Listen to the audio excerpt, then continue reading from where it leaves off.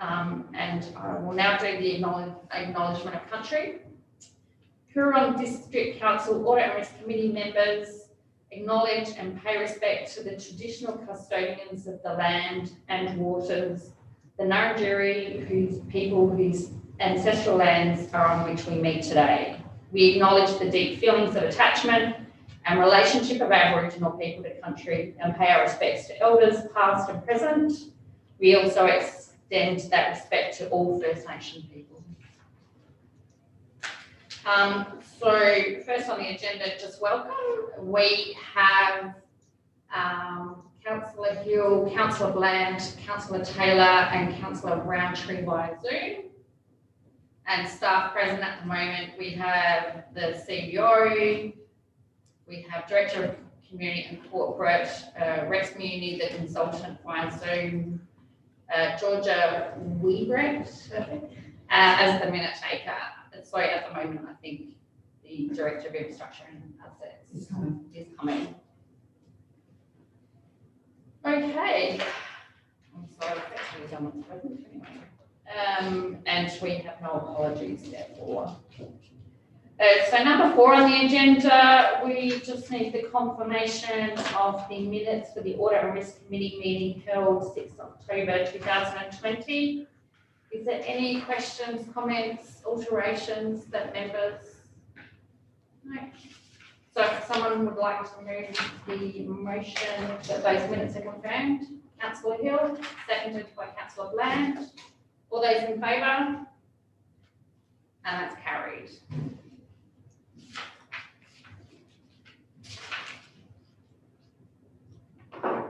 Okay, item 5 on the agenda is the minute action list, which I believe everything on that is complete and has followed through and gone to council. Is that correct? Yeah, okay. So just remind me to no, that's okay, so it's just information. All right, now the agenda is quite good today, so I hopefully it won't be here too long. You never know what I could do, no, I'm doing that, don't worry. Yeah, I will. So item 6 on the agenda is the 2019-20 Financial Controls Review. Just for members, I'll read out the recommendation that's contained in that report. The Audit and Risk Committee advised Council it has reviewed and discussed the findings of the internal auditor's most recent audit. Whilst the committee is satisfied with management's response to the matters raised, it believes it should make Council aware of the finding in relation to the financial software being deficient in its ability to provide adequate audit trails, streamlined and efficient processes and acceptable reporting. The committee notes that the process to install a new system has commenced and it intends to monitor the progress made by management in relation to the implementation and subsequent update on the associated internal control processes. So is there an officer that wishes to talk to the report? Yes, a few minutes. It's quite a comprehensive report from Galpins, and as you can see, we have about 85 controls in place, with the majority of those, I think around the 2/3 mark, that are fully sufficient in terms of what they're required to do. There are some controls that are partially effective, and there are some that we need some further work on. So this is an opportunity for us, as it is every year, to look at our internal controls and make sure that we have the best that we can. Understanding that, as the report says, sometimes the tracing and the auditing trails for some of them leave a little bit to be desired, but it's certainly a comprehensive process. I have a question, please. Councillor Roundtree, yes. So are we going to go through all of the, can we go through the whole report bit by bit just to get a good understanding? And there's a few things in there that just bother me a little bit. For instance, I suppose in the summary of findings, which is 1.6, which is page 7 of the report,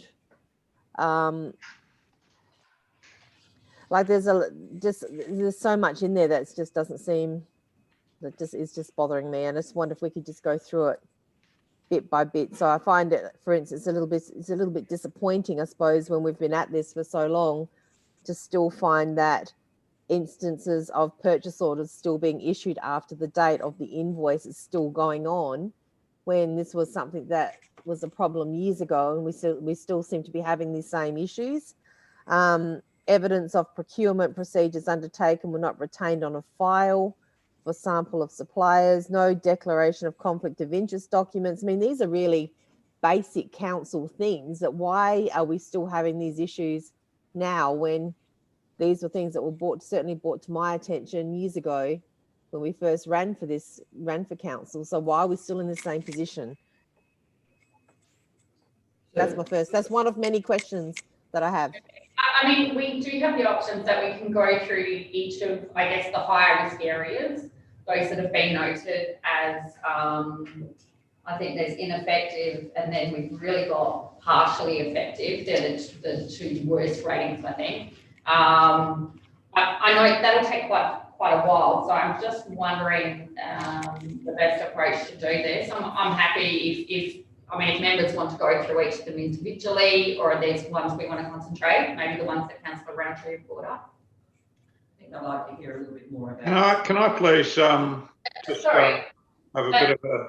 Grant, just wait, sorry. I'd like to hear a little bit more about where we're at with some of these. I know the processes take time. Yeah. So as a councillor, I'd like to hear just a little bit more about where that process is now at. Okay. We're identifying. So I can, through you, Chair, take the purchase order one, for instance. The system that we have now is quite a manual one. We get still quite a lot of paper in terms of invoicing. The system doesn't support the process the way we want it to. I would be probably most councils have this as an issue in terms of purchase orders following the wrong order, and it's one that you work on constantly in terms of what you have to do. When we have the new system, we can set it up much more appropriately so people are forced to follow the process, but there will always be occasions, particularly one-off and urgent payments, and I'm not saying that any of them fall into this category, but the process will be the long way around. We do have more work to do on that. Remembering this is the 1920 report, and we're continuing to work on most of these things. The ones that are ineffective, say 2.82, that relates to one property of the previous rates officer, where there was not an appropriate process in place to remove her in terms of arm's length from the work that she did. We're not saying that it wasn't done manually, but it wasn't an obvious process. We're not suggesting there was anything untoward, but it was only one case. So on that basis there, the ineffective ones, to me that's actually not a bigger problem. It's a one-off thing. It's quite easy to solve. Just someone needs to double check it. And as it was reported further down, it was done and no issue. To me, the ones, the partially effective ones are the ones that have been sticking around partially effective for a very long time. And there's one thing to say that we need the new software. Is there a case here in reading through all of this that it's one thing to say it's software, but also other councils are using the software that we currently have, and I'm not sure, but maybe Rex might know, but are other councils having all of the sorts of same problems we're having, or is some of us to do with our issues to do with training and more maybe people not understanding the program? So is it the program's fault, or is it just that people aren't understanding the program in order to get the best out of it? And that is not clear in this document. What we're looking at here, is it the actual software, or is it that people don't know how to use the software? And they're two very different things, and they have quite big cost ramifications for our council, depending on what the answer is. So through you, Chair, I'll leave Rex answer, but generally it's a combination of both. These things are constant work no matter what, in terms of staffing and the processes that we need to follow. There's no suggestion in any of these that there's been any inappropriate dealings or processes, but it's a constant review of what the processes are in place. And it's not that no work happens year to year, it's a constant looking at these things and making sure that the processes are in place. I don't think any council would get to a place where they're 100% effective in all of their controls all the time.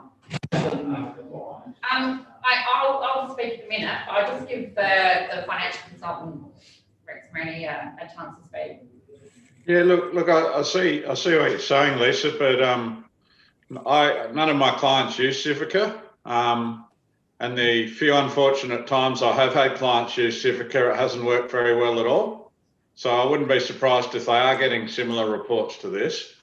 I'm just looking at the categories, right? And I sort of look at the descriptions as well. So if you're assessing an effectiveness of an internal control, there's ineffective, requires significant improvement, partially effective, and majority effective, which surprises me a bit because I'd have thought there might be one called fully effective.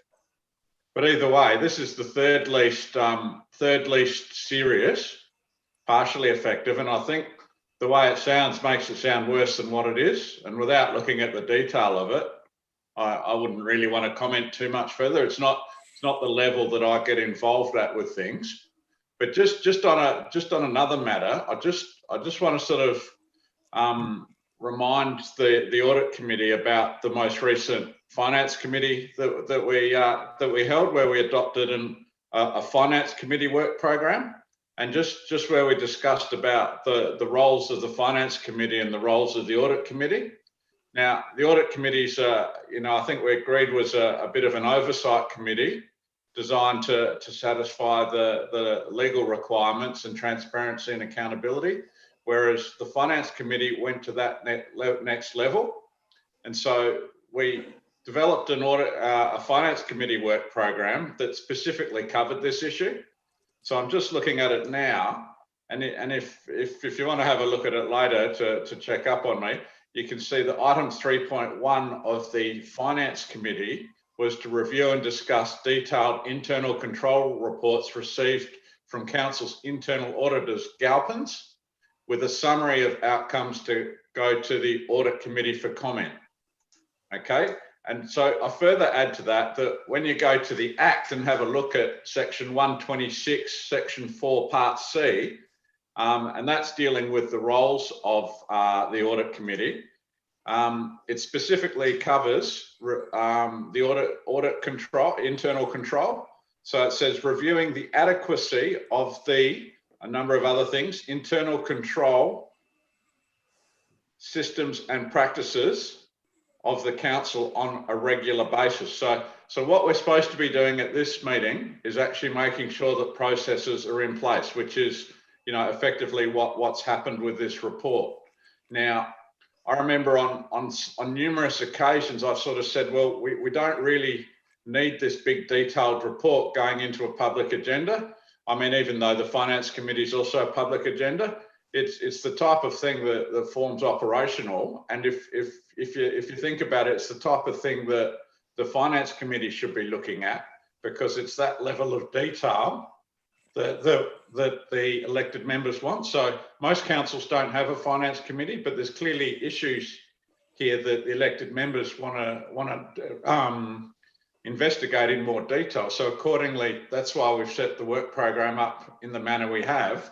And that's really the forum we should be having these detailed discussions. I do think, though, if there are some serious points in this report that, are sitting in, say, ineffective or require significant improvement, well, they're the types of things that we should be discussing in the audit committee. So just for what it's worth, I just thought I'd mention that, and, but I'm happy to discuss whatever you like. So through you, Chair, then this take on board. Sorry, I've got another question. Oh, sorry. I'll wait. So I'll just give Councillor Taylor the opportunity to speak, and then I'll come back to you.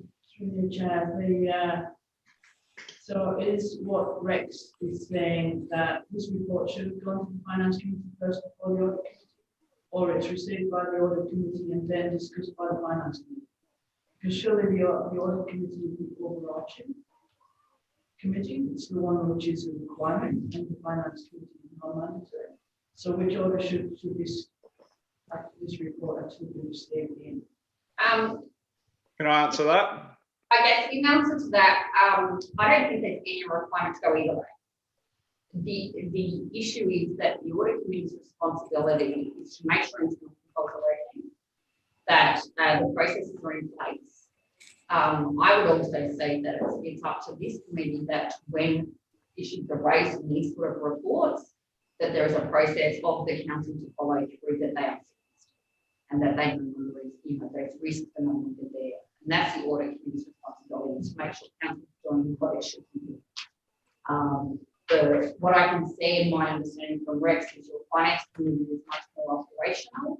So they can actually discuss the individual issues, what's council doing, but the audit committee will always have to sit over the top and make sure it's followed through, and make sure it doesn't stop. And so by the time we get to the financial statements, or we get to issues with an ombudsman or whatever, we can say this audit committee followed through and made sure when issues came up, they were fixed by the council. So that would be, I'd say, the two roles, but there's no requirement either on one way or the other. Okay, so the role of the audit committee then in stating this report is to point out that 2 years in, there are still significant problems. And at what point are those significant? Are we here now to highlight them again or highlight them for the first time and say what are you going to do about it? Or where do we do that then? Yeah.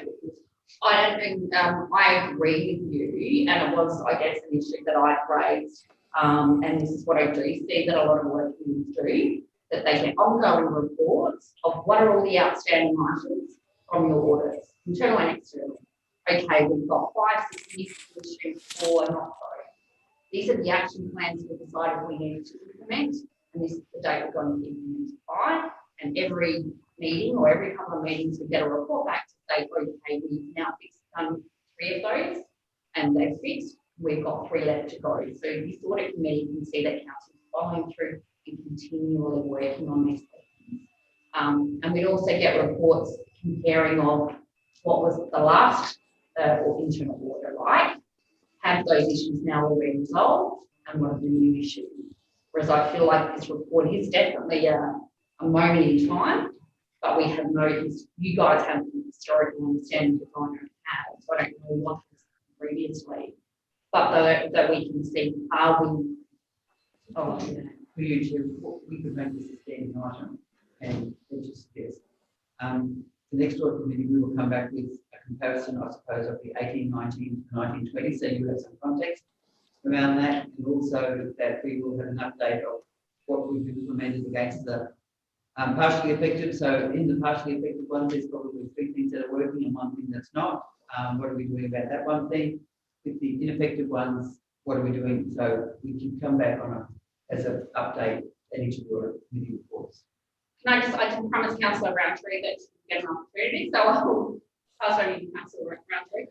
So Councillor Taylor's probably asked the question, and I've it was a little bit hard to hear what your answer.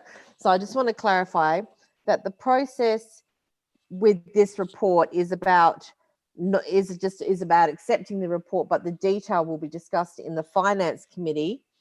So perhaps the recommendation needs to be that this go to finance, because what I really struggle with in council is this constantly accepting reports but never working out what trumps what and getting to the point where it's discussed. So in finance, we receive a report. In audit, in the audit committee, we receive reports. Then we go to council and we receive more reports. And I feel like screaming sometimes, just stop. When can we discuss it? And when can we ask the questions? Because it seems to just flow through without getting to that gritty part where we can actually ask the questions that are there that just stand out and need to be asked. So in this case, we've got this report, and I'm happy to accept that, Galpins have written a report. I'm not happy to accept the contents of this report and that I agree with, or that I'm happy with what's been written. I'll accept the report exists, but at some point we need to work out where we discuss it. And I think that's what Councillor Taylor was saying, although I was having a little trouble hearing her question and the response. So could you just clarify that process for me? Yeah, look, can I please just respond to that? 1 second, sorry, I'm just trying to control the room a bit. Just get Councillor Taylor to ask her question or make a statement, and then I'll get to you, Rex. Through the chair, so the report itself highlights issues. We would expect that the issues would be handled by the staff. However, once this report has come in, those issues almost need to be transferred to an operational list, an action list, for example, for exactly what is going to happen, so that they don't keep reappearing back on these reports. And I appreciate that things are being done in the background, but we kind of don't see anything until the next report comes in and says, oh, look, it's the same thing with purchase orders, for example.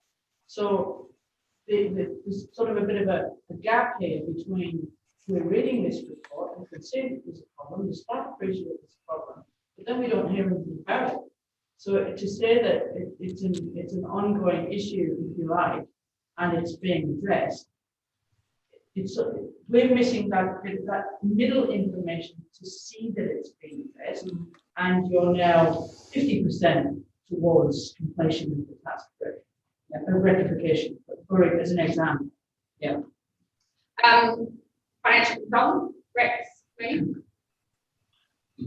Okay. I've got to say, I was pretty disappointed at that last Finance Committee meeting. I got about halfway through the work program and was cut off, and we just adopted it. If it had gotten through, I don't think I even got to point 3 of it. Point 3 of it clearly covers this issue, and we're wasting a lot of time in this meeting at the moment because you've already adopted a work program that you've agreed to follow that covers this issue, that's very clear about the process. It says there's going to be a detailed report received, which is this one. We're in transition to the new work program at the moment, but it's this one. That's going to be discussed in detail. That's already been adopted, right? So we're already said we're going to do this, and then a summary of the important parts are going to come to the Audit Committee. This whole discussion has been handled and adopted at the last Finance Committee meeting. And like I said, I got halfway through my presentation and then someone said, let's move the motion and move on. And you didn't listen to what I was saying, unfortunately, or I don't think this conversation would have been happening. Now, sorry for being a bit blunt, but I am trying to streamline things in this place and I'm trying to improve processes, but it's difficult if we don't remember what we did in the last meeting. So sorry for being a bit upset about this, but I do take on board all the points you're making, but I'm just saying it's the wrong forum.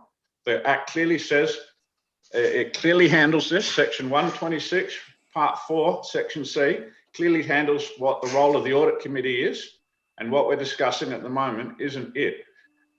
Michelle, those other committees you're talking about, do any of them have finance committees? I think so.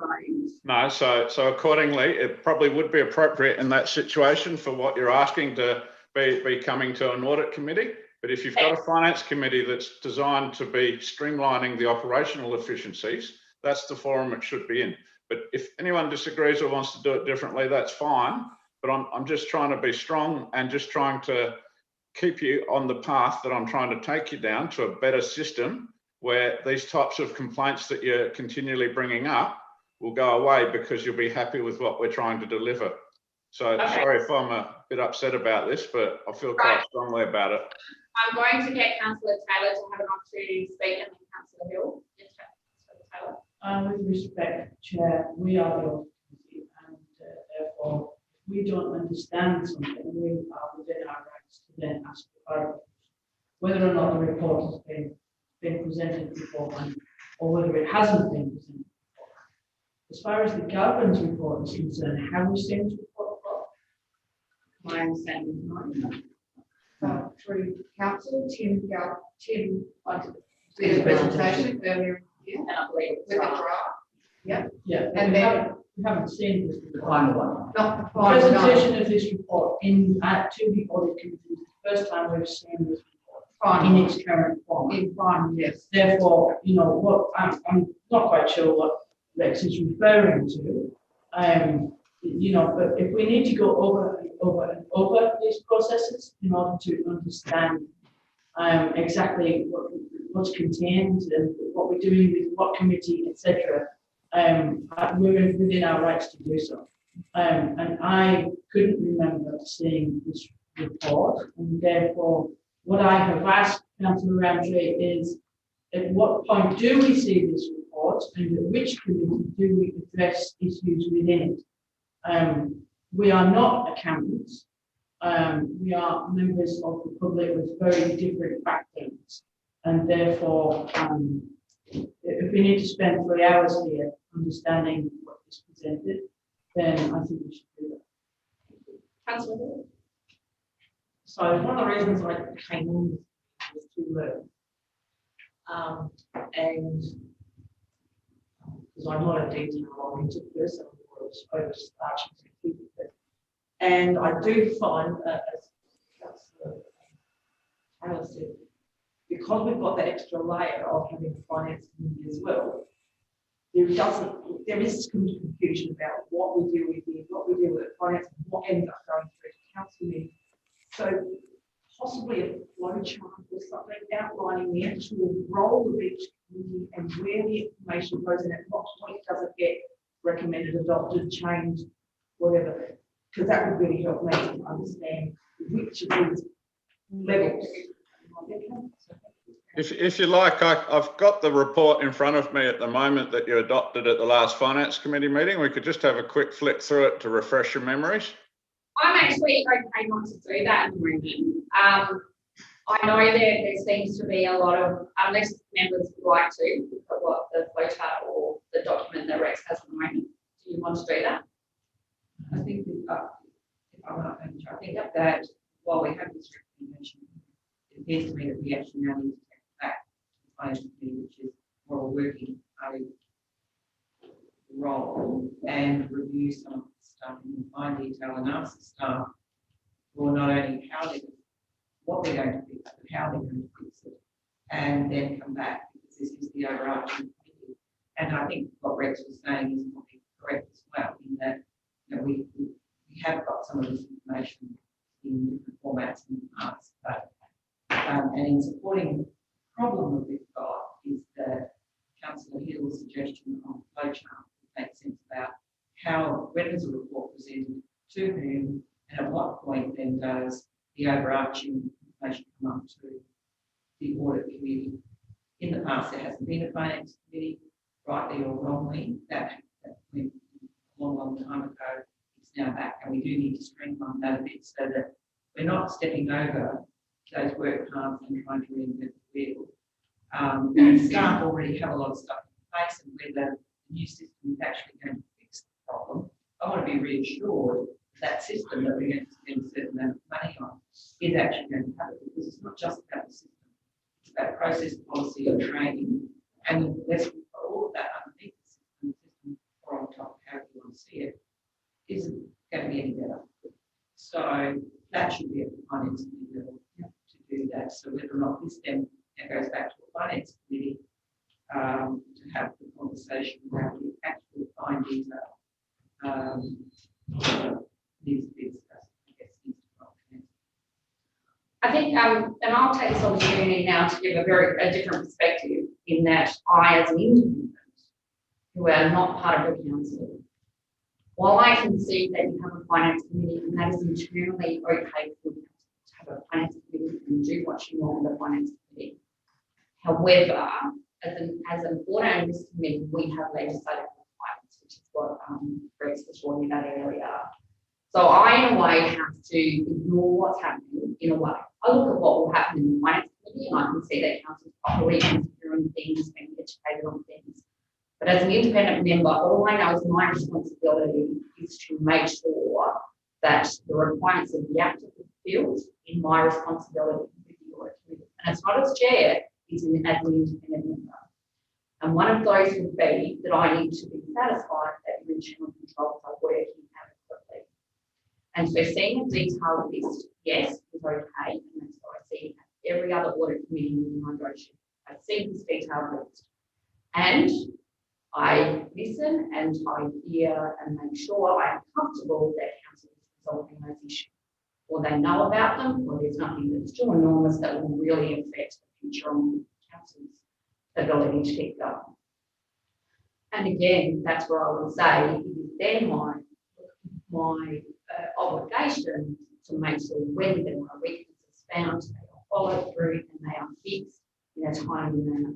And so that means staff, now whether you want to put this through your finance committee to agree to this first, but somehow it comes to the audit committee that says, we know we've got this problem, we will have it fixed by this time. And when we don't, the audit and risk committee can say why not.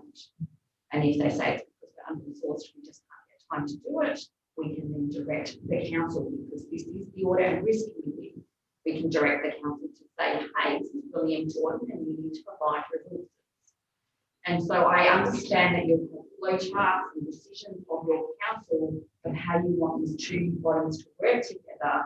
But as an independent member, I still have to go back to my obligation for legislation and to make sure your community have a council that are doing the right thing. So I guess that's where I would push that. One, I would guess it is important that all members read through this document as audit and risk committee members, and that then once you're aware of the issue, we don't need to look at it and discuss it all specifically, but then we need to be comfortable that council is doing something about some new problems. And so I guess that's where I would be maybe looking at the motion we put forward as something in relation to that. I'll also add, I do notice that a lot of this report is about the system will fix the problems, and I did raise this with staff. I know that various software have weaknesses like when we say that, but there are lots of organisations that run with their okay. It is about having processes and people and resources working in behind. Doesn't matter what system you have, if you implement it badly, or if you grab your old process and try to shove it into a new system, you will have the same thing happen. And again, audit and risk committee is about making sure that this council and your administration are handling that implementation appropriately. You know, what is the project plan to implementation? How are staff trained? We looked at really on the process and the system.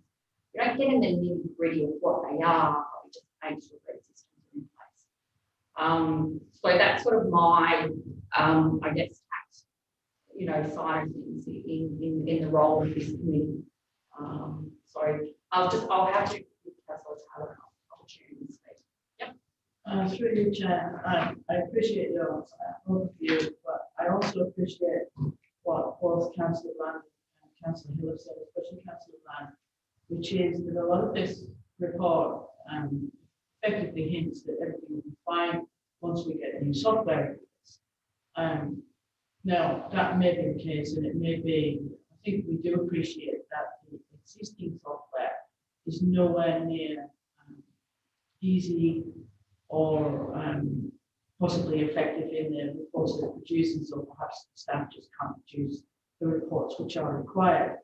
But this report highlights, if you like, deficiencies which are a risk if not addressed. And therefore, as the audit and risk committee, I just feel as though there isn't enough to reassure me that those risks will not mature either in part throughout the year or just float on to the next year. Because again, we've got a situation where it will take time for a new system to be brought in, for all of the data and information to be migrated across to it, and for training to take place, well, the staff will have to use it. And all of that offers its own risk to the organisation, on top of the risks which are identified in this report.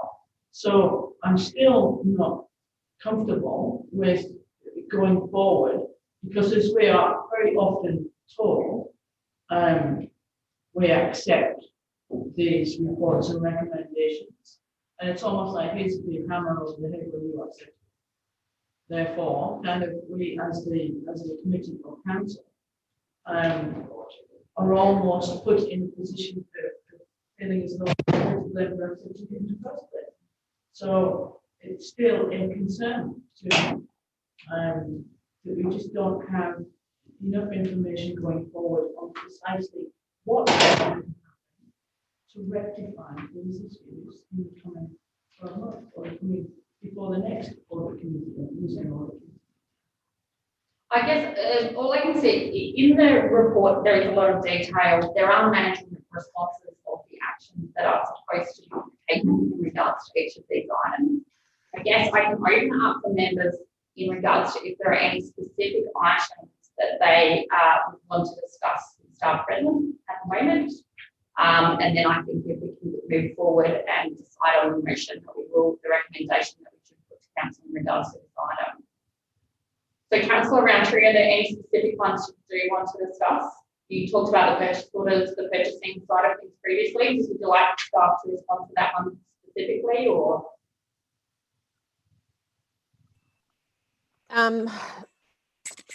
Look, I suppose I'm taking on board what Rex has said as well. And if this isn't the right format to go through this, I am happy to bring these up at the Finance Committee meeting rather than bog this meeting down.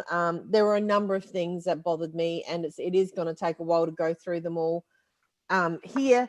But if all we're doing, I mean, I think maybe the recommendation needs to have some words added that that concerns, I don't know how to word it, but basically saying that we will raise this in finance so that we it doesn't get lost, and we do get some feeling of satisfaction with it. So I sort of want to reserve my questions now and put them to the Finance Committee, I suppose, where it can be discussed in depth. Councillor Hill? So I would think that we need to note that the report has been received, that there are some items that need to go to the Finance Committee for further discussion, and that the staff provide an update of what has been implemented since 1920. This one, so what has been implemented since to address the items to the Finance Committee, or the Finance Committee to have a look, and then whether it comes back to audit to be to accept that the report has been dealt with in an adequate manner moving forward. I think Councillor Hill, you're right. We might. Can I please offer a suggested amendment we could make to the motion that would cover off on this in just a few words? Tell me what you'd like included, but I think we can also, I'm happy to work it out as well. What would you like included? I was going to say, just break the recommendation into two parts. So make the one that's there recommendation 1, and recommendation 2 would that the Audit Committee note that item 3.1 of the Finance Committee work program will address the issues raised in this report in more detail in the February Finance Committee meeting. I guess I would probably like to make it as a recommendation. Yeah, that'd be recommendation 2. In what you're saying, Rex, but I guess 1 is that the report be noted. 2, that the report be considered by the Finance Committee and all of the findings for ineffective and partially effective items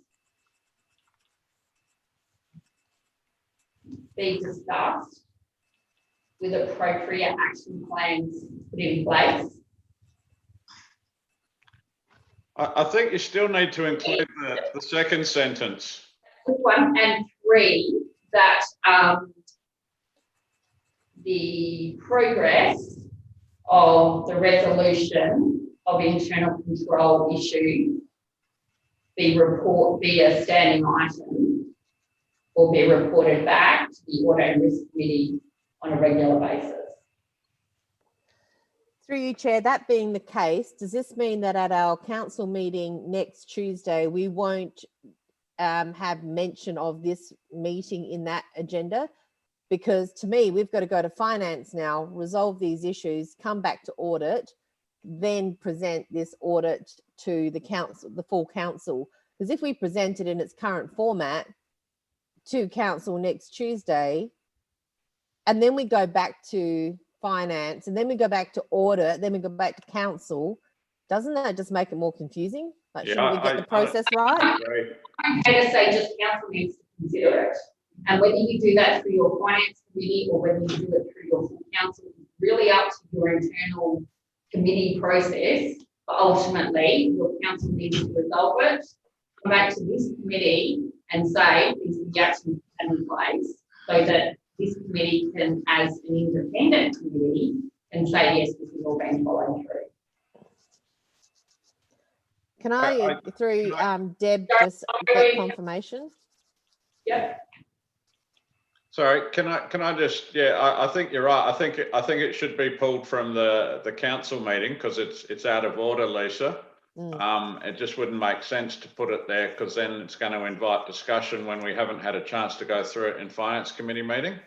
But I think the one real important issue that's been missed in all this conversation is that there is some serious advice the committee are being suggested by management to recommend to council, and that's in response to the financial software being deficient in its ability to provide audit trails, streamlined and efficient processes and acceptable reporting.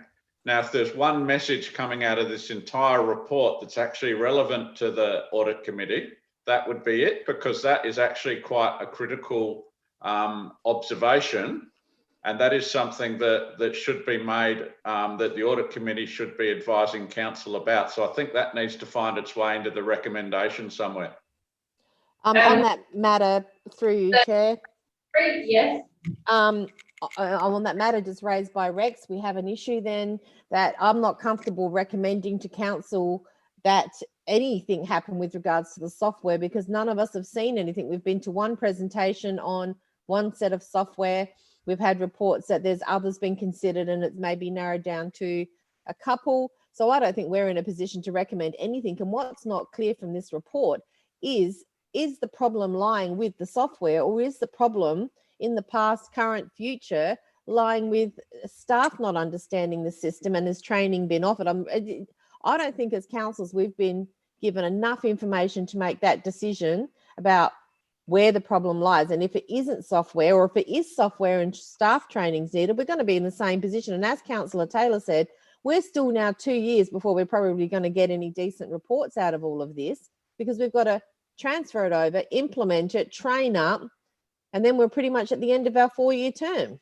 It's been 4 years then of trying to get reports. Thanks, Councillor Roundtree.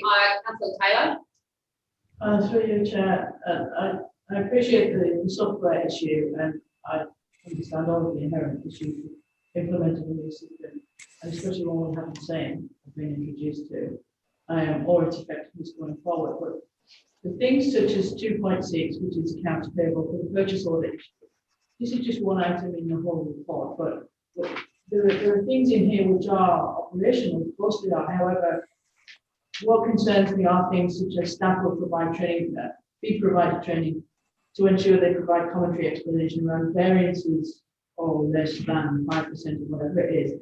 I don't know at what point purchase order is raised within the organisation. I don't know whether the purchase order goes with significant contracts, for example, or whether purchase orders are just for small items under a certain amount.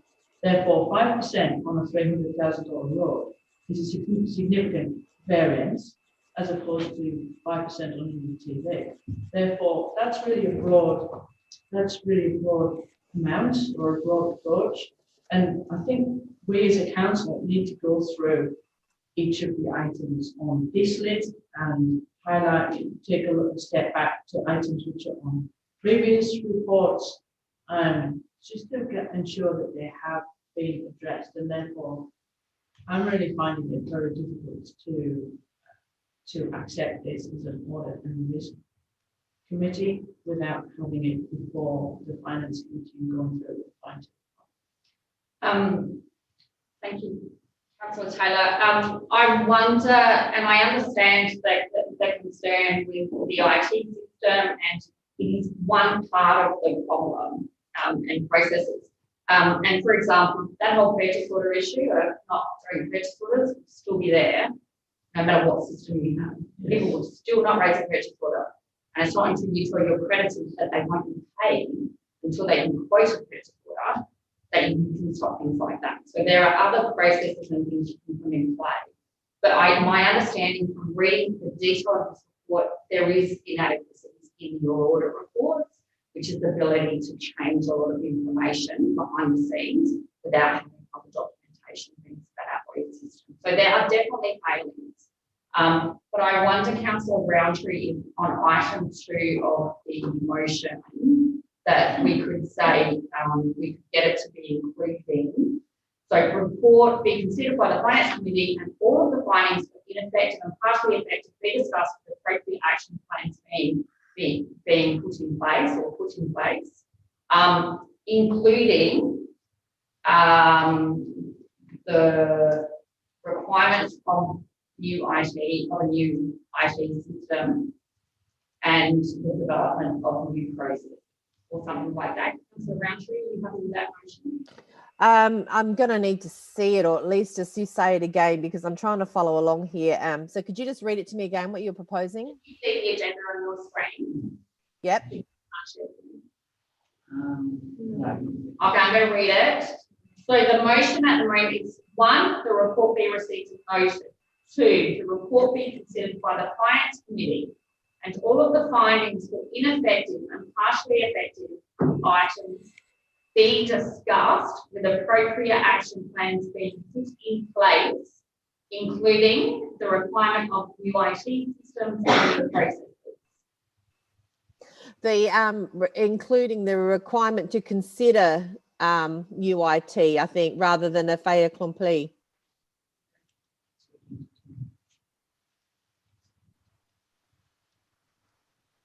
Because if we got to the point where it is a done deal yet, I mean, I'm looking to the staff for an answer there, but have we got to that point?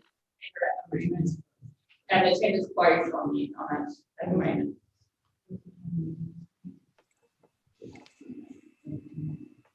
So your tender panel has had a discussion of the tenders. Okay. So you're partway into the process.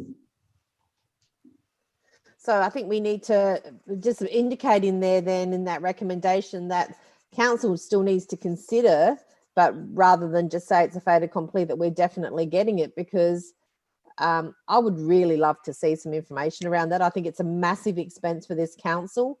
And we really need to make sure we've gone through it. And I know it seems like we're probably micromanaging, but it's a massive budget decision. And if we still at the end of, say, in another 4 years' time, don't get what we want out of this new system, then it will be that maybe more training needed to have happened or something. And we need to make sure we've addressed that now, that isn't the issue. If that makes sense. I will have to ask someone to put a motion forward and exactly what you want that in that motion, and then you will vote on it.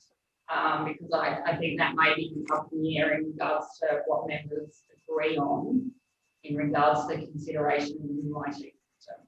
Can I just ask you, instead of having considered A, which basically says it's there, that we consider the new requirement, the requirement to consider the new, which then changes when it's so that I think Councillor Roundtree, possibly Councillor Taylor, also looking to have a look at the system to ensure that some of these problems don't happen. And as Councillor Roundtree indicated, we've had one presentation, obviously, on tender on a number.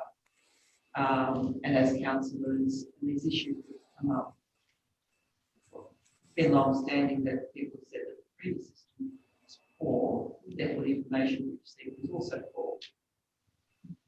And to be reassured that the new IT, by having that one step about the system for now, you start to run into other problems about remote manage where we overstep our mark. I understand. But by changing words, probably sensible to do that prior to moving into it. And I, in response to that, Councillor Glenn, I'd suggest that that is a very good place for the Finance Committee to be told how the new system can resolve those individual issues that are being highlighted, and not something for us. So yeah, I think that's good. So I am going to read that motion again. 1, the report be received and noted. 2, the report be considered by the Finance Committee and all of the findings from ineffective and partially effective items be discussed with appropriate action plans being put in place, including the requirement to consider the new IT system and new processes. And 3, progress of the resolution of the internal controls be a standing item in the audit and this committee. I'm happy with that. I'm happy to move that. Okay, so that's made by Councillor Roundtree, seconded by Councillor Hill. All those in favour? And that's carried. So sorry, can I just make one final comment that I just can't stress enough? It really is important to understand that we've now got an independent report here that says the financial software is deficient in its ability to provide adequate audit trails, streamlined and efficient processes, and acceptable reporting. The reason that is because you haven't updated your system for at least 5 years. My professional opinion is if you do not update your system, you will never get the reports you're looking for. There may be some staff issues, but the overall issue is that you have an inadequate system. You've got a report there and you have not advised the council of the critical finding in that report from my perspective. And so I just want to be on record having said that, and just hope you take it on board. Thank you. From an audit committee perspective, sorry, and I'll get to Councillor Hill. I guess from an audit committee perspective, I believe we have communicated that we need to have issues resolved. We're not directing the council to get an IT system, or what they need to do. We need the issues dealt with. If we find that there is reporting back to say those issues haven't been resolved, then council hasn't fulfilled that recommendation. I believe we have told them to consider the IT system in regards to doing that, and I would find that the council would be unable to fulfil their internal control requirements without doing that. Just to give you some background on this process was started over 12 months ago. Sorry, I'm sorry for yelling. Councillor Hill had her hand up at one stage. Mine was mainly the question is that does the audit committee need to make that recommendation to council, or do we do that through the finance committee, or does it just go motion straight to council? My understanding is your council has already approved the budget. We have gone to tender. We're getting an but it is a final decision on the tender, and we can purchase that item. This audit committee has said there are weaknesses. You need to follow through and improving these internal controls, and you need to do that by considering the ability of your IT system and the processes that you're internally working. So it really doesn't have to be a separate. I will leave it if a councillor or a member would like to put forward another motion to attach to that. We can do that. It's up to you. Sorry, can I just clarify one point there? Wait, I've got Councillor Taylor about that. So some of us were invited to review a presentation on the system. Now, we've no idea whether that system is in the running or not. We've no idea what other systems are in the running. What I don't want to happen is that someone's favourite system is brought in here without the councillors being able to see the choices that are on offer within the budget which we have allocated to it, and to be reassured that the recommended system, which the staff I'm assuming will recommend, is the one which fits the job hand rather than one which someone's used to. So I'm still not, and I'm not sure whether that's something for the audit and risk committee or whether that's for the council. And I'll let your CEO speak, and then sorry. So remember, councillors, I think this question came up, and I can't remember whether it was the finance committee or a council meeting, but it came down to two of the tenders. One of them is a system we already have, and one was a different system which we in presentation on. At that point, I also mentioned that there was a third contender that was relatively cheap. We had a look at that, and also we spoke with councils that use that system. After those conversations, that was not left on the tender list. The panel considered the two outstanding applicants yesterday. That will go back to LGA. So and from a probity perspective, LGA being in the process ensures that the probity is covered off adequately. I'm probably am a little disappointed at the comment that staff would pick their favourite system. I think that's inappropriate, with all due respect, Councillor, given the probity of LGA being in the process.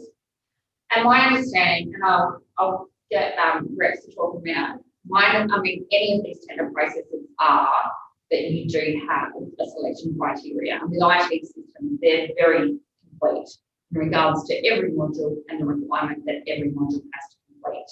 And then you check off against that and you go through a tender matrix process. If the LGA, Local Government Purchasing or whoever they are involved, they will make sure those steps are fulfilled. So, Councillor Taylor, actually. So through you, Chair, then why was some of the council invited to review one system at all? I Seeing the don't know rest? the process. I'm assuming just to inform you of what system can do, but So it was really about to highlight that our current system with its inadequacies wasn't the best system we had. The system that you had a look at was I suppose, show you that there are systems out there that will actually accommodate what we need to do. And that we knew that would be one of the tenders in the process. We didn't think, and we're quite happy to show you the existing system, but their presentation was probably not as professional as the one that we showed you, but they were considered in the tender process. I'm therefore confused in that if the two to choose from is the existing system, which we know is So ineffective, they tendered. but respectfully, how have we arrived at two systems where one is the existing system, which we know is ineffective? I think what I'm going to have to do with Councillor Taylor is leave you to discuss this from a council perspective, maybe from the audit committee. You can always get the audit risk committee maybe to review the tender process if you have concerns about that. But I think I need to move the discussion on because I think it is an issue that needs to be resolved at a council level. If that's okay. Yeah, so We're going to financial control. He had one more item to say. yeah, so I just wanted to point out we weren't recommending that they need a new system. What we're recommending is we're pointing out a risk to council that the existing financial software is deficient in its ability to provide audit trails, streamlined and efficient processes and acceptable reporting. Now that is a significant risk, right? And so that's the role of the audit committee, is to point risks like that out to council. And that's all my point was. I didn't say that we have to have another system next meeting. And just in relation to the budget, there is a budget figure in the capital expenditure of about $330,000. But as I've pointed out on a number of occasions in budget reviews and in the budget setting process, that's a notional figure because really it's how long's a piece of string. And so you'll find that there are quotes that range from $200,000 to $1 million. Right, because there's so many different solutions out there, but very few of them are actually used by councils in South Australia. There's a number of them from interstate and even overseas, but when you get to it, you'll get a comprehensive report and a presentation and clear reasons for any recommendation.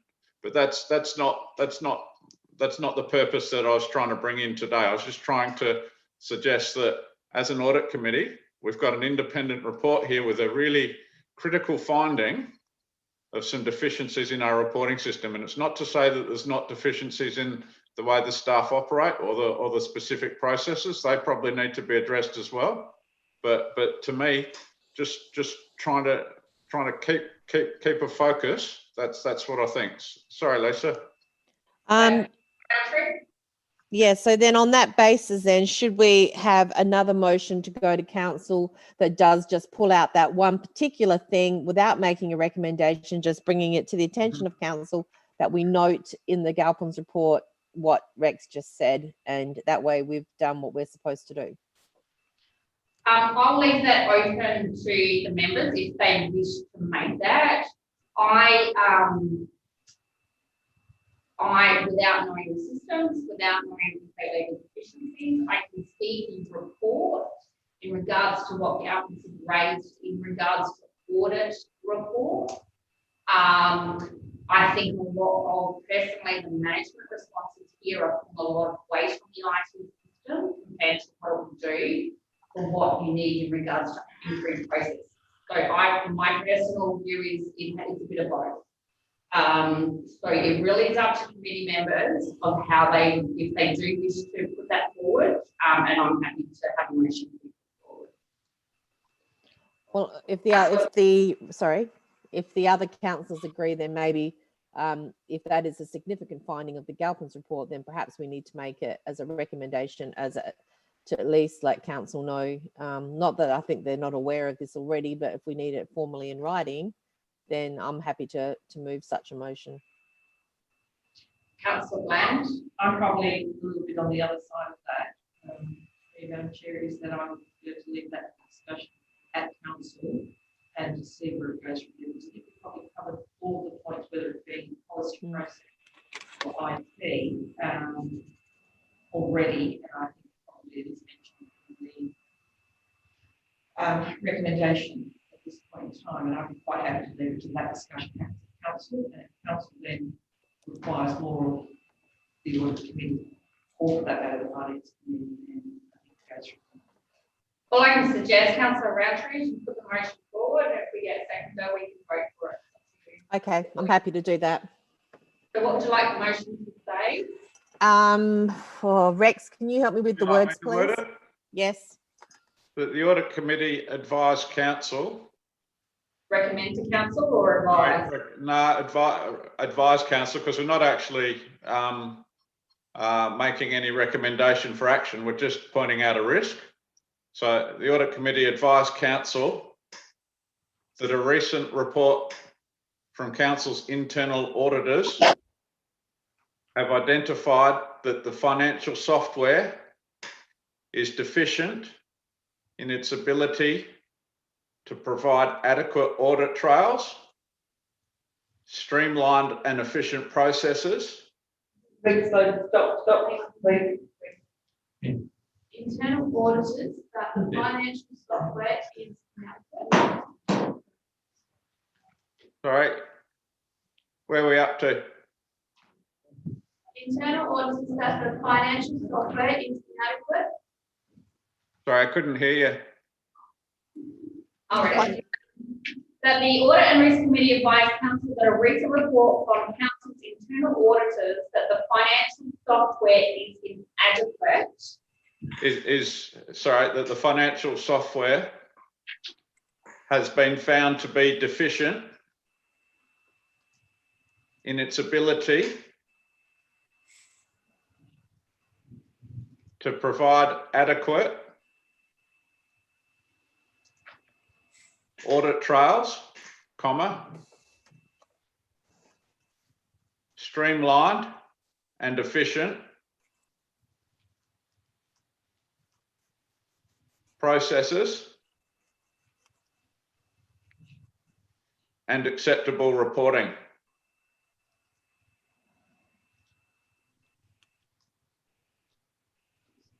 Is that efficient or deficient? Efficient. Okay. Can you just read that back to me?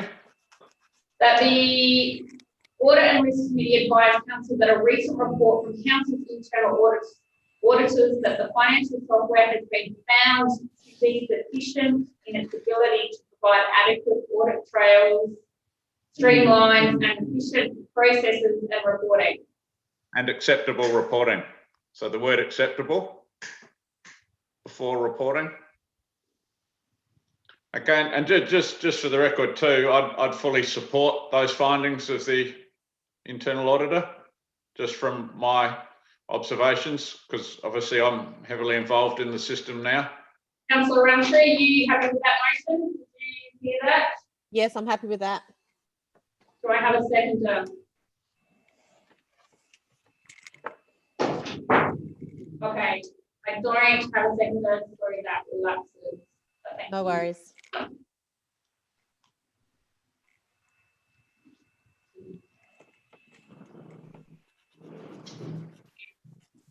Okay, we are now going to move on to item 7, which is the Audit and Risk Committee work program. The recommendation here is that 1, the Audit and Risk Committee receive the notes completed 2020 work program as attached. And 2, the Audit and Risk Committee recommends to Council that the Audit and Risk Committee work program for the 2021 calendar year be adopted as attached. Do we need any officer to talk to this item?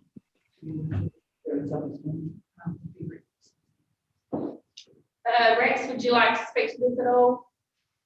Well, just to give a little bit of background, there's 2 reports, because one's basically the final report for the current calendar year, and you'll see that the word complete flows throughout the document, and where there's not complete, there's an agenda item. So it's a pretty good audit trail of the work undertaken by the audit committee this year, which demonstrates to the wider community that the committee's been operating at a what I consider a fairly high level. And then the second one is effectively the work program for the following 12 months, and you'll see it includes the likely dates of the meeting. And again, it's fairly similar to the one we've just completed. However, it's been tailored to remove items that are no longer relevant and include other items that need to be considered. Now, just a reminder, this is updated after the end of each meeting, and I believe it is attached to the minutes and included in each council meeting or the following council meeting, you know, based on, you know, timing and things like that, but as soon as it can be. So anyway, the 2 work programs are there. They're not new. So I'll just sort of leave it at that. If there's any questions, please ask. Members have any questions? Just in relation to the internal controls we were talking about before, with the individual production of the IT system. And I had found it on before, but now I've lost it. How inclusive is that now in the document? For now and for the future. The next one. And I've lost where I was at, so I apologise.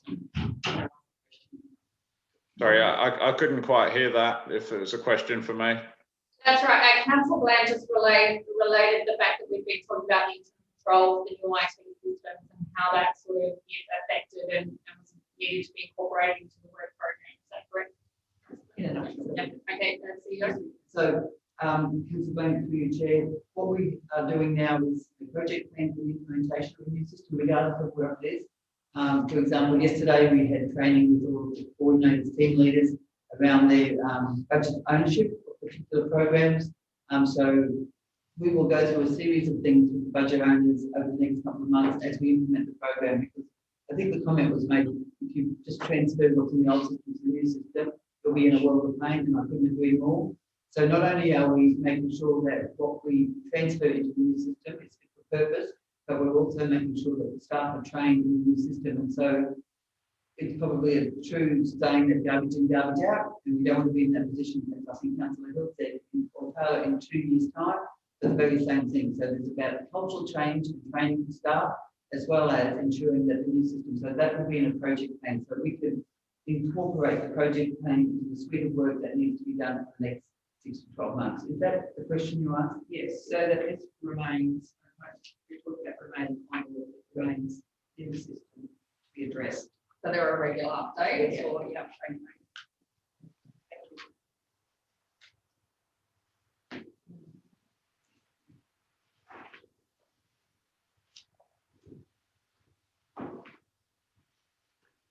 Any other? No? Okay. Would someone like to move those 2 items as a motion? Councillor Bland, seconded by Councillor Roundtree. Thank you. I forget to look at you, Councillor Roundtree. You're on my right, and I have to be more, everyone tells me to look at you. No worries. And can everyone vote for that? That is all in favour. Carried unanimously. Thank you. We're moving to item 8 on the agenda, which is the statutory format budget review number 1. And the recommendation we have on the table there is that the Audit and Risk Committee advised council it has reviewed and discussed the attached 2021 budget review number 1 reports with management and are satisfied these reports meet council's statutory obligations as set out in the Local Government Act 1999 and its related financial regulation. So I have a question regarding that, just for process. So what we're moving with this recommendation is that the council has met its statutory obligations. What we're not doing is approving or considering any of the numbers in the 2021 budget review. Is that correct? So we're only talking that the process was followed, not necessarily the numbers. I would add to that the legislation requires us as an Audit and Risk Committee to make sure your council is financially sustainable. And so part of statutory obligation is also to make sure that any decisions going forward are not going to affect that as well when we talk about statutory obligation.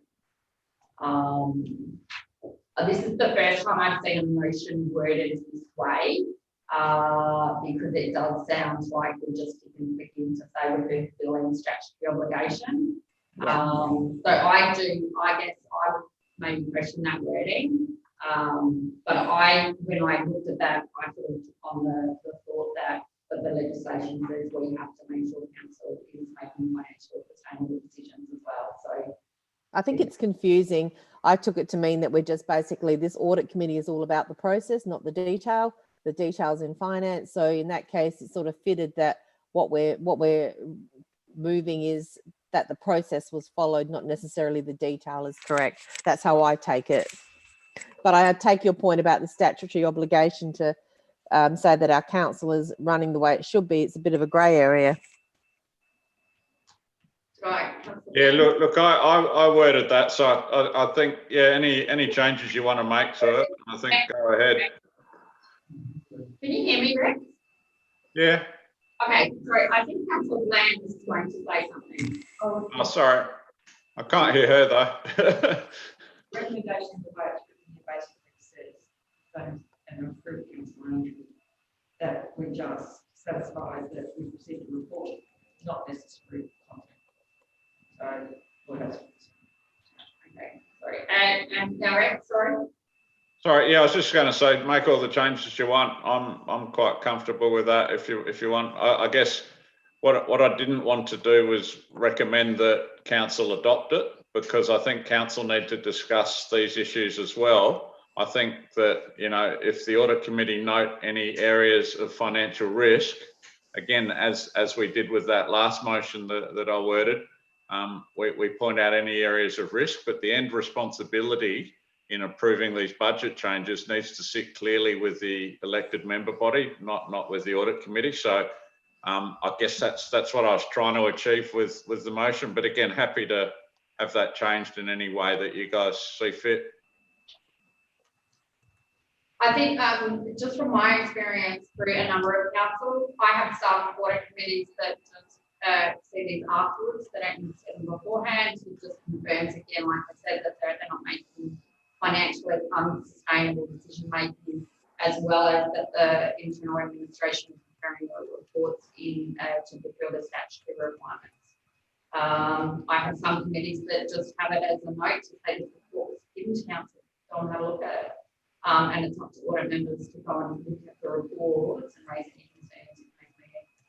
So I'd say you do have an obligation to understand and read the reports, to bring up any concerns that we need to communicate to the council if we see anything of concern in these reports, but that's pretty much our obligation. So I guess from that point of view, we can actually just note the report on the basis that we have an obligation if we see a problem to raise that with the council. So did you want to, someone want to put a different motion forward then?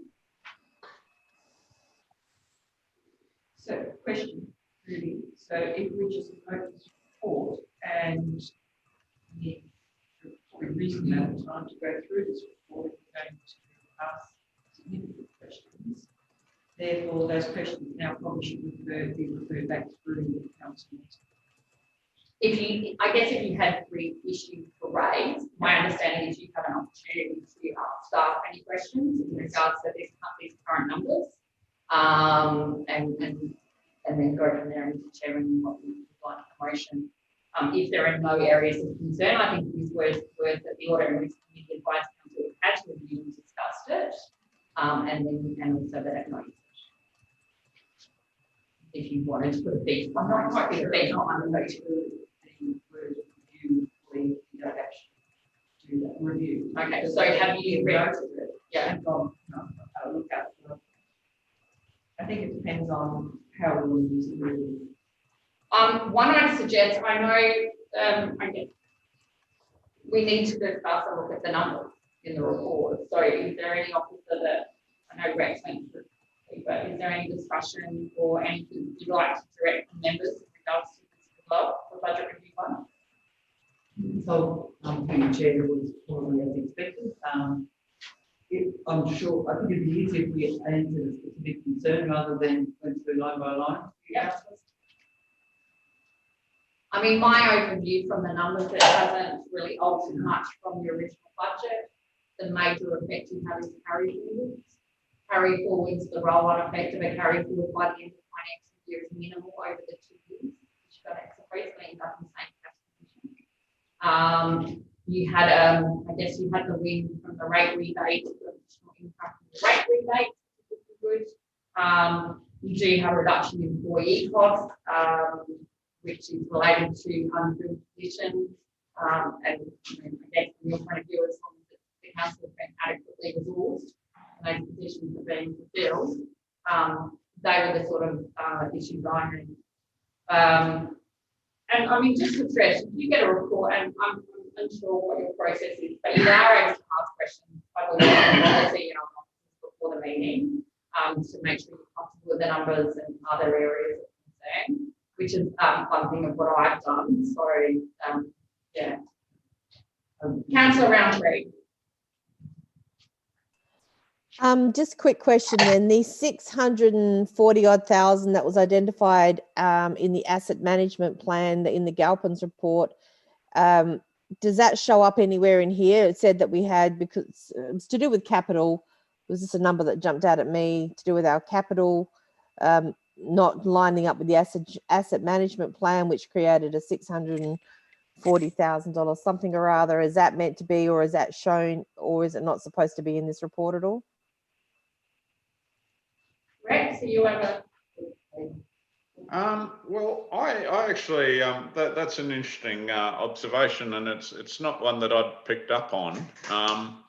And looking, if we could just turn to the capital expenditure report on page 18, I think you're onto something here. And this is something that I've probably brought up a few times, but perhaps something we can address for budget review too. But if you have a look at the top, you've got unsealed roads and sealed roads, and you've got about $2.5 million slated for spending there. Now, I reckon there should be a bit more visibility around that. And so in line, you know, it's probably the same issue, but different approach to it that was brought up in the Galpin's report. But I think that's something that can be expanded upon and looked at in more detail and reported back as part of budget review too. Do you agree? Yeah, it needs to. I mean, it was raised by Galpin's. It needs to somehow. It needs to be in there somewhere. I mean, what effect that has on that budget? Well, what it means is, okay, so your asset management plan is your starting point. Okay, and then you fine tune it each year based on the factors of that year. So things change from year to year. There may be some roads that need to be included in the work program, and other roads that are going to last a year longer than what we thought. And so there's a little bit of mixing and matching going on. But the asset management plan itself doesn't actually clearly identify the roads to be renewed.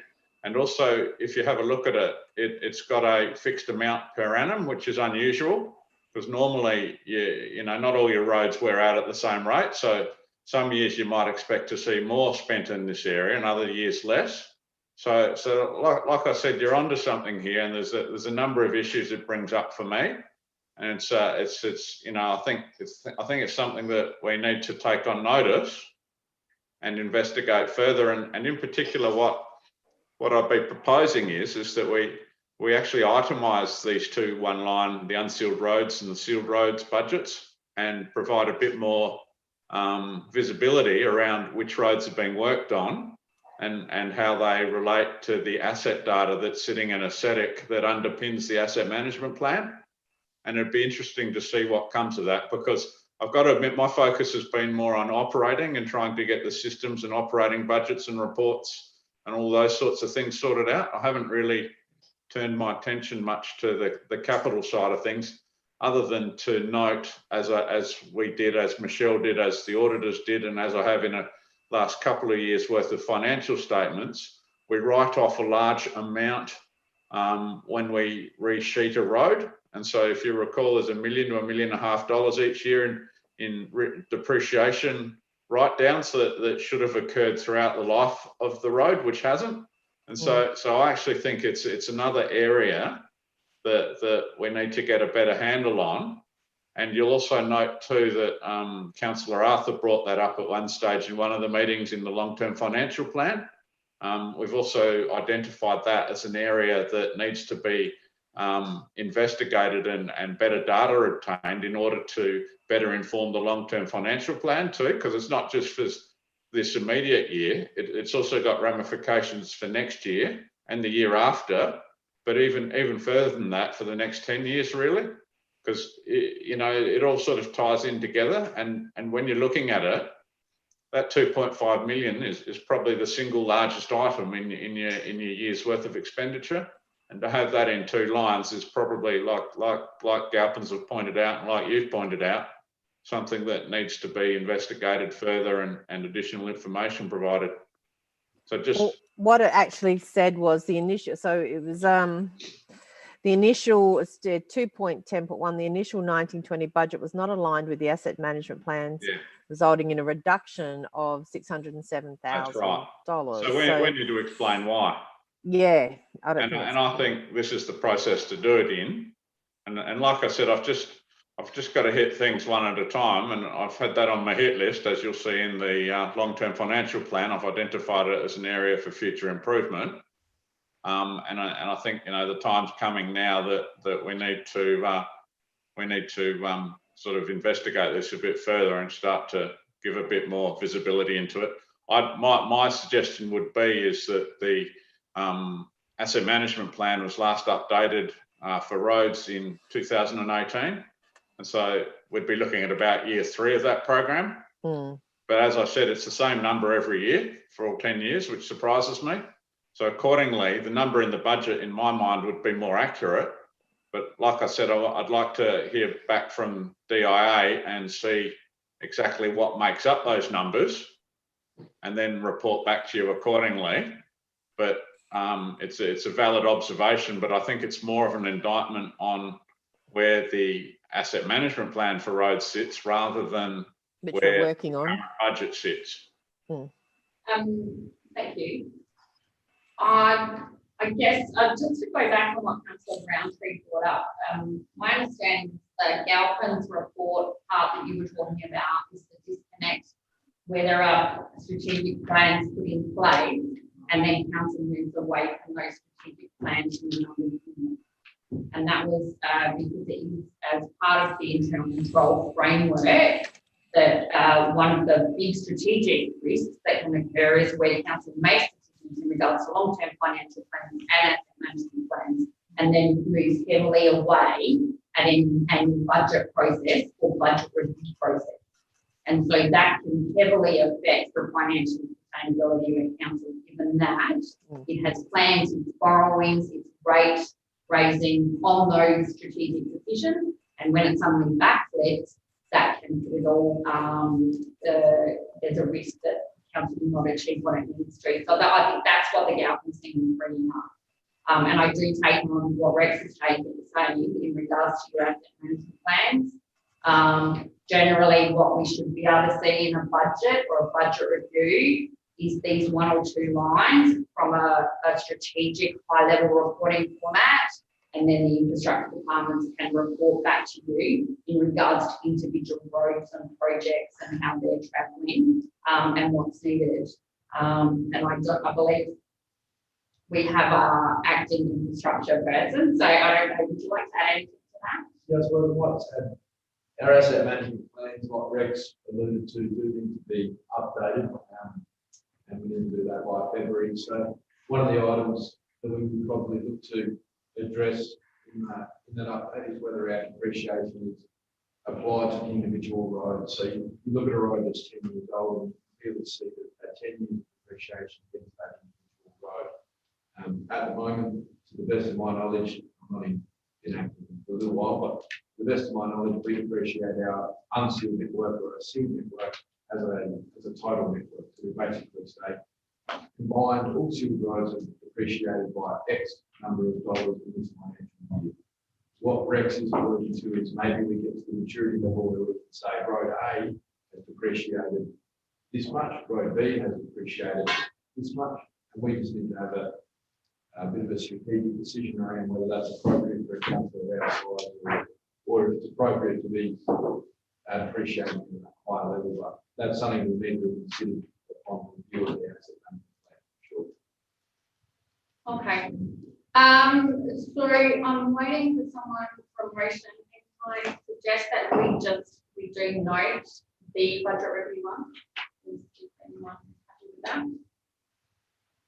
Councillor Roundtree is reading that the statutory format budget review one be noted. That has been seconded by Councillor Bland. All those in favour? Councillor Taylor? Okay. So Councillor Roundtree moves that, seconded by Councillor Bland.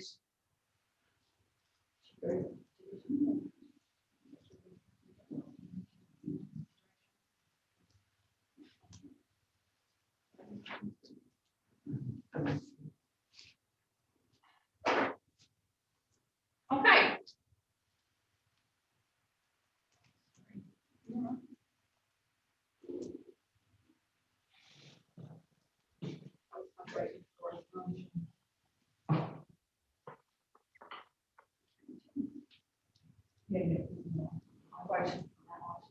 Oh, sorry.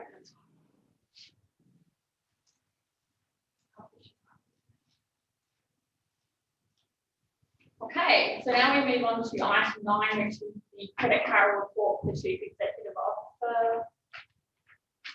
The recommendation here is that the Audit and Risk Committee receive a note the Chief Executive Officer's credit card report to 31 October 2020. Any questions? Someone happy to move that motion? Councillor Roundtree, is that a question or a move? She's moving the motion. Thank you. Yep. Someone's seconded by Councillor Hill. All those in favour?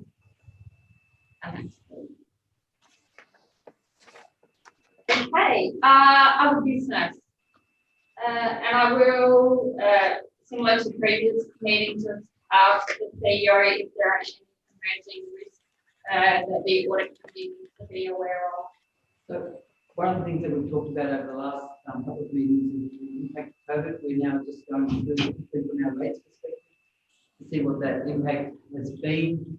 We are probably starting to form the view that it hasn't been a significant impact across our district, which is probably not unexpected given the makeup. I think there will certainly be pockets, but has it translated into how those businesses actually interact with council? We don't think that that's been significant. The other thing that we will now start to keep an eye on from a risk perspective is the ability of people impacted by bushfires, and we had our first foray into that about 2 weeks ago, and have had a person come and ask for a deferment of the rates because of that incident. If we were to have ongoing incidents around bushfires, which is highly likely given the season, we may have some impact from that. Would it be significant from a council perspective? I'd suggest not, but it's something to be aware of. So really they're the two. We are still, as we discussed over the last hour or so, looking to make sure that our strategic management plans are in the best shape they can be.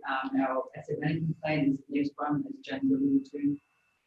We need to do some significant work still, and depreciation still occupies our mind in terms of the correctness of it, and that we need to do some significant work around that still to make sure that it's in the best shape that it can be. Depreciation is a bit of a slippery beast sometimes from a local government perspective, but it's one that we certainly have to keep an eye on the whole time. I have a question I might through the chair to the council land. I see there, and that is on the term significant. And I take COVID as the first one. When we're talking about significant impacts and risks around that, are we talking significant dollar figures, e.g. extra cleaning costs, and how long, given that we're probably going to have some of the stuff going for a period of time yet, are we talking about advertising, are we talking about new care, what is it when we're doing? For me, I was using the term, I suppose, in terms of revenue into the council, in terms of residents' ability to pay. So that was one. From a resources perspective of staff being involved in the extra cleaning, that did have an impact. I don't think we would rate that as significant. It was probably demanding, but we haven't gone to great detail in percentage of what that would look like yet. But we could do that, given that 12 months is almost elapsed, we've had this, we could do it for the last 6 months of the year. And Projecting forward, or very well, some people can projecting forward, we would still be having this to deal with the next 12 months. So you, Chair, we have settled into a pattern, but in terms of the COVID plans, we have been down pretty much that. The support from South Australian Health has been significant. And so most of it is cut and paste. And it's really just something we do now for all of our events. It's quite a not complex procedure, we've got it down pat. So does it take more resources? Yes, and we build the organisation, yes. Is there any effect from the China restrictions on trade So in your community? So farmers and mayors here will probably have a view. From all accounts and from all reports, the farmers are having a bumper season. And there has been very little commentary around the inability to sell. I think they are just busy finding new markets, but there's been no direct comments about the inability to sell because they're harvesting significant crops. Probably the best they've ever had. Okay. And the value of land is just going through the ceiling. So in terms of the rates discussion that will come forward after this meeting and also then in the future when we set our rates for next financial year, we will find as we position significant valuations across the district, not evenly, but certainly in the south.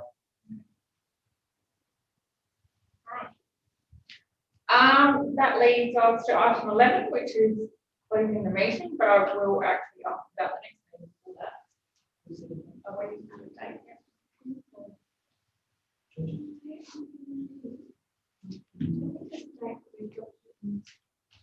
Okay, so we will be meeting in March, is my understanding. Okay, so we'll get that. Okay, so it is 11:36, and I declare the meeting closed. Thank you to everyone for their input, and we'll see you in March. Thanks, everybody. You have a nice day. See ya. Yeah.